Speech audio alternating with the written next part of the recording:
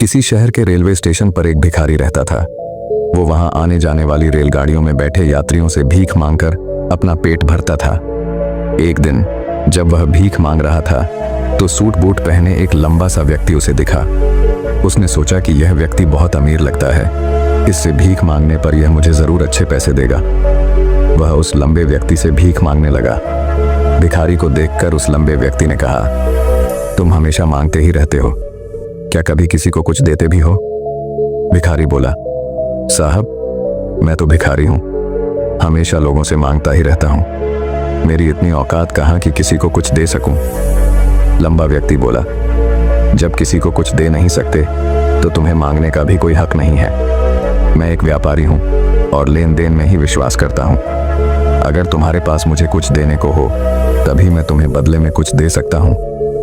इतना कहने के बाद वह लंबा आदमी ट्रेन में बैठकर चला गया। इधर भिखारी उसकी कही गई बात के बारे में सोचने लगा। उस लंबे व्यक्ति के द्वारा कही गई बात उस भिखारी के दिल में उतर गई। वह सोचने लगा कि शायद मुझे भीख में अधिक पैसा इसीलिए नहीं मिलता क्योंकि मैं उसके बदले में किसी को कुछ दे नहीं पाता हूं। लेकिन मैं तो भिखारी हूं, किसी को कुछ देने लायक भी नहीं हूं। लेकिन कब तक मैं लोगों को बिना कुछ दिए केवल मांगता ही रहूंगा। बहुत सोचने के बाद उस भिखारी ने निर्णय किया कि जो भी व्यक्ति उसे भीख देगा उसके बदले में वह भी उस व्यक्ति को कुछ जरूर देगा। लेकिन अब उसके दिमाग में यह प्रश्न चल रहा था कि वह खुद भिखारी है तो भीख के बदले में वह दूसरों को क्या दे सकता है। इस बात को सोचते हुए 2 दिन हो गए लेकिन उसे अपने प्रश्न का कोई उत्तर नहीं मिला था। तीसरे दिन जब वह स्टेशन के पास बैठा हुआ था तभी उसकी नजर कुछ फूलों पर पड़ी जो स्टेशन के आसपास के पौधों पर खिल रहे थे। उसने सोचा, क्यों ना मैं लोगों को भीख के बदले कुछ फूल दे दिया करूं। उसको अपना यह विचार अच्छा लगा और उसने वहां से कुछ फूल तोड़ लिए। अब वह ट्रेन में भीख मांगने पहुंचा। अब जब भी कोई उसे भीख देता तो उसके बदले में वह भीख देने वाले को कुछ फूल दे देता। उन फूलों को लोग खुश होकर अपने पास रख लेते थे। अब भिखारी रोज फूल तोड़ता और भीख के बदले में उन फूलों को लोगों में बांट देता था। कुछ ही दिनों में उसने महसूस किया कि अब उसे बहुत अधिक लोग भीख देने लगे हैं। वह स्टेशन के पास के सभी फूलों को तोड़ लाता था। जब तक उसके पास फूल रहते थे तब तक उसे बहुत से लोग भीख देते थे। लेकिन जब फूल बांटते बांटते खत्म हो जाते तो उसे भीख भी नहीं मिलती थी। अब रोज ऐसा ही चलता रहा। एक दिन जब वह भीख मांग रहा था तो उसने देखा कि वही लंबा व्यक्ति ट्रेन में बैठा है जिसकी वजह से उसे भीख के बदले फूल देने की प्रेरणा मिली थी। वह तुरंत उस व्यक्ति के पास पहुंच गया और भीख मांगते हुए बोला, आज मेरे पास आपको देने के लिए कुछ फूल हैं। आप मुझे भीख दीजिए तो बदले में मैं आपको कुछ फूल दूंगा। उस लंबे व्यक्ति ने उसे भीख के रूप में कुछ पैसे दे दिए और भिखारी ने कुछ फूल उसे दे दिए। उस लंबे व्यक्ति को यह बात बहुत पसंद आई। वह बोला, वाह क्या बात है, आज तुम भी मेरी तरह एक व्यापारी बन गए हो। इतना कहकर फूल लेकर वह लंबा व्यक्ति अपने स्टेशन पर उतर गया। लेकिन उस लंबे व्यक्ति द्वारा कही गई बात एक बार फिर से उस भिखारी के दिल में उतर गई। वह बार बार उस लंबे व्यक्ति के द्वारा कही गई बात के बारे में सोचने लगा और बहुत खुश होने लगा। उसकी आंखें अब चमकने लगीं। उसे लगने लगा कि अब उसके हाथ सफलता की वह चाबी लग गई है जिसके द्वारा वह अपने जीवन को बदल सकता है।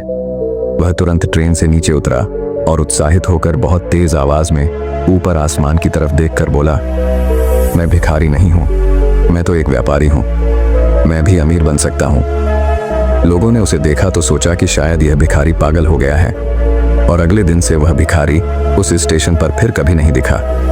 लेकिन 6 महीने बाद इसी स्टेशन पर 2 व्यक्ति सूट बूट पहने हुए यात्रा कर रहे थे। दोनों ने एक दूसरे को देखा तो उनमें से एक ने दूसरे से हाथ मिलाया और कहा, क्या आपने मुझे पहचाना? दूसरा व्यक्ति बोला, नहीं, क्योंकि मेरे हिसाब से हम लोग पहली बार मिल रहे हैं। पहला व्यक्ति बोला, नहीं, आप याद कीजिए, हम पहली बार नहीं बल्कि तीसरी बार मिल रहे हैं। दूसरा व्यक्ति बोला, मुझे याद नहीं, वैसे हम पहले 2 बार कब मिले थे? अब पहला व्यक्ति मुस्कुराया और बोला, हम पहले भी 2 बार इसी ट्रेन में मिले थे। मैं वही भिखारी हूँ जिसको आपने पहली मुलाकात में बताया कि मुझे जीवन में क्या करना चाहिए और दूसरी मुलाकात में बताया कि मैं वास्तव में कौन हूँ। दूसरा व्यक्ति मुस्कुराया और अचंभित होते हुए बोला, ओह, याद आया, तुम वही भिखारी हो जिसे मैंने एक बार भीख देने से मना कर दिया था और दूसरी बार मैंने तुमसे कुछ फूल खरीदे थे। लेकिन आज तुम ये सूट बूट में कहाँ जा रहे हो और आजकल क्या कर रहे हो? तब पहला व्यक्ति बोला, हाँ, मैं वही भिखारी हूँ, लेकिन आज मैं फूलों का एक बहुत बड़ा व्यापारी हूँ और इसी व्यापार के काम से ही दूसरे शहर जा रहा हूँ। कुछ देर रुकने के बाद वह फिर बोला, आपने मुझे पहली मुलाकात में प्रकृति का वह नियम बताया था जिसके अनुसार हमें तभी कुछ मिलता है जब हम कुछ देते हैं। लेन देन का यह नियम वास्तव में काम करता है। मैंने यह बहुत अच्छी तरह महसूस किया है, लेकिन मैं खुद को हमेशा भिखारी ही समझता रहा।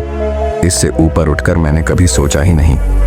और जब आपसे मेरी दूसरी मुलाकात हुई तब आपने मुझे बताया कि मैं एक व्यापारी बन चुका हूँ। अब मैं समझ चुका था कि मैं वास्तव में एक भिखारी नहीं बल्कि व्यापारी बन चुका हूँ।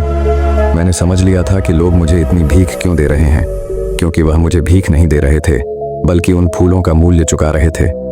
सभी लोग मेरे फूल खरीद रहे थे क्योंकि इससे सस्ते फूल उन्हें कहाँ मिलते। मैं लोगों की नज़रों में एक छोटा व्यापारी था, लेकिन मैं अपनी नज़रों में एक भिखारी ही था। आपके बताने पर मुझे समझ आ गया कि मैं एक छोटा व्यापारी हूँ। मैंने ट्रेन में फूल बांटने से जो पैसे इकट्ठे किए थे उनसे बहुत से फूल खरीदे और फूलों का व्यापारी बन गया। यहाँ के लोगों को फूल बहुत पसंद है और उनकी इसी पसंद ने मुझे आज फूलों का एक बहुत बड़ा व्यापारी बना दिया। दोनों व्यापारी अब खुश थे और स्टेशन आने पर साथ उतरे और अपने अपने व्यापार की बात करते हुए आगे बढ़ गए। दोस्तों, इस कहानी से हमें बहुत कुछ सीखने को मिलता है। कहानी में लंबा व्यापारी गिव एंड टेक के नियम को बहुत अच्छी तरह जानता था। दुनिया के सभी बड़े व्यापारी इसी जीवन के नियम का उपयोग करके सफल हुए हैं। इस फॉर्मूले को उसने भिखारी को भी बताया। भिखारी ने इस प्राकृतिक नियम को अपना लिया और इसका असर उसके जीवन में साफ दिखाई देने लगा। उसने अपनी सोच बदली और उसकी जिंदगी बदल गई। यह कहानी हमें बताती है कि हम यदि अपनी सोच बदल लें तो कुछ भी हासिल किया जा सकता है। यदि हम खुद को छोटा समझते रहेंगे तो हम हमेशा छोटे ही बने रहेंगे। बड़ा बनने के लिए हमें अपनी सोच को बदलना होगा और खुद के बारे में बड़ा सोचना होगा। कहानी का सार यह है कि सफलता आपकी सोच में छुपी होती है। खुद का आत्मसम्मान जगाइए, अपनी सोच को बड़ा बनाइए और देखिए कैसे आप सफलता के शिखर पर पहुंच जाते हैं।